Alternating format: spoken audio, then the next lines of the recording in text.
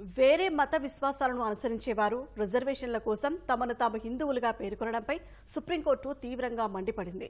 అది రిజర్వేషన్ల స్ఫూర్తికి విరుద్ధమని, రాజ్యాంగాన్ని మోసం చేయడమేనంటూ ఘాటు వ్యాఖ్యలు చేసింది. వేరే మతంలోకి మారాలనుకునేవారు ఆ మతానికి చెందిన సిద్ధాంతాలను, సూత్రాలను, ఆధ్యాత్మిక ఆలోచనలను సంపూర్ణంగా విశ్వసించడం కీలకమని సుప్రీంకోర్టు స్పష్టం చేసింది.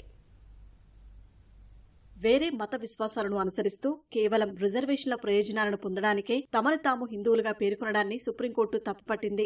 ఇది రాజ్యాంగాన్ని మోసం చేయడమేనని పేర్కొంది. క్రైస్తవ మతంలోకి మారిన ఓ మహిళకు షెడ్యూల్ కుల ధృవీకరణ పత్రాన్ని నిరాకరిస్తూ మద్రాస్ హైకోర్టు తీసుకున్న నిర్ణయాన్ని సుప్రీంకోర్టు సమర్థించింది. కేవలం ఉద్యోగ ప్రయోజనాల కోసం ఆ మహిళ తాను హిందువునని పేర్కొనడాన్ని Justice Pankaj Mittal, Justice R మహాదేవన్ల ధర్మాసనం 21 పేజీల తీర్పులో తప్పుపట్టింది. ఇంకో కీలక అంశాన్ని కూడా తీర్పులో ప్రస్తావించింది. వేరే మతంలోకి మారాలనుకునేవారు ఆ మతానికి చెందిన సిద్ధాంతాలను, సూత్రాలను, ఆధ్యాత్మిక ఆలోచనలను సంపూర్ణంగా విశ్వసించడం కీలకమని స్పష్టం చేసింది.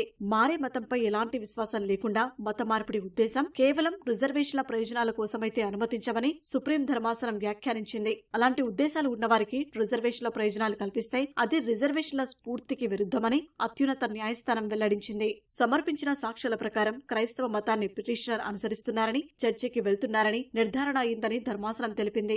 క్రైస్తవ మతాన్ని అనుసరిస్తున్నారని, ఆలయాలకు వెళ్తున్నట్లు పిటిషనర్ ప్రస్తావించారు. కానీ తిరిగి హిందూ మతంలోకి చేరినట్లు ఎక్కడా ఆధారాలు సమర్పించలేదని సుప్రీంకోర్టు తెలిపింది. స్థానిక యంత్రాంగం సమర్పించిన రికార్డుల ప్రకారం పిటిషనర్ క్రిస్టియన్ అని నిర్ధారణ అవుతుందని పేర్కొంది. అయినా ఆమె తాను హిందువునని, ఉద్యోగం కోసం ఎస్సీ సామాజిక ధ్రువపత్రం కోరుతున్నారని మండిపడింది. ఈ ద్వంద్వ వైఖరిని ఆమోదించలేమని స్పష్టం చేసింది. ఉద్యోగం కోసమే తాను హిందువునని చెబుతూ రిజర్వేషన్లు కోరుతున్న క్రిస్టియన్ పిటిషనర్ కు షెడ్యూల్ కుల ధృవీకరణ పత్రం ఇవ్వడం రిజర్వేషన్ల లక్ష్యాలను, సామాజిక విలువలకు విరుద్ధమని వ్యాఖ్యానించింది. ఈ కేసులో పిటిషనర్ సెల్వరాణి హిందూ తండ్రికి, క్రిస్టియన్ తల్లికి జన్మించారు. 3 నెలల వయసులో బాప్టిజం పొందారు. 2015లో ప్రభుత్వ ఉద్యోగం కోసం తాను హిందువునని, తన తండ్రి ఎస్సీ వర్గానికి చెందిన వ్యక్తి అని పేర్కొంటూ ఎస్సీ ధ్రువపత్రం కోసం దరఖాస్తు చేశారు. దీనిపై విచారణ జరిపిన స్థానిక యంత్రాంగం ఆమె దరఖాస్తును తిరస్కరించింది. దీన్ని ఆమె మద్రాస్ హైకోర్టులో సవాల్ చేశారు. తీర్పు ప్రతికూలంగా రావడంతో సుప్రీంకోర్టును ఆశ్రయించారు.